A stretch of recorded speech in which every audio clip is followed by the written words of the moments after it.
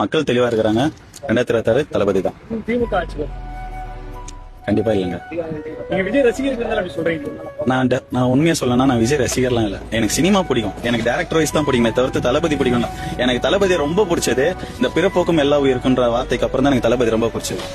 அதெல்லாம் தாண்டி அவருக்கு என்ன இவ்வளவு இந்த தலையெழுத்து நீங்க சொல்லுங்க. இன்னைக்கு தேதிக்கு 200 கோடி 250 கோடி சம்பளம் வாங்குறாரு.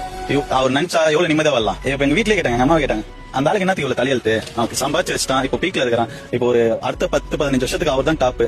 நிம்மதியா உட்காந்துட்டு இப்போ போராடலாம் புகழ் தான், போராடலாம் மக்கள் வரவேற்புதான், ஜாலியா இருந்துட்டு சந்தோஷமா இருந்துட்டு போலாம். ஆனா அதை மீறி இன்னைக்கு தெருவுக்கு வந்துட்டு கண்டனாயெல்லாம் பேசுறான், எவனும் பேசுறான் தளபதியை போயிட்டு. அவருக்கு இந்த தலையெழுத்து இந்த மாதிரி பேச்சு வேணும்னு அவசியம் இல்ல, எதுவுமே அவசியம் இல்ல. ஆனா இந்த பேச்செல்லாம் அவர் ஏன் வாங்கி இருக்காரு?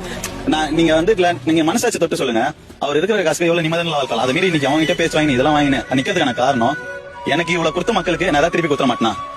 காசு சம்பாதிக்கணும்ன்றதுலாம் அவங்க சும்மா சொல்ற கதை bro. வேணா என்ன சொல்லுங்க, அந்த பவர் அனுபவிக்கணும் இப்படி ஏதாவது சொல்றாங்களா, நீங்க அப்படி கூட எடுத்துக்கோங்க. ஆனா அந்த பவர் எதுக்காக அனுபவிக்கணும்னு நினைக்கிறாங்க?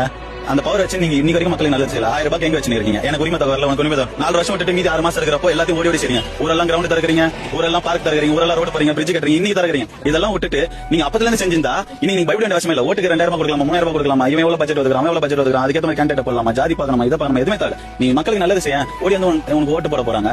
இவ்வளவு பயம் உங்களுக்கு தேவையில்லை.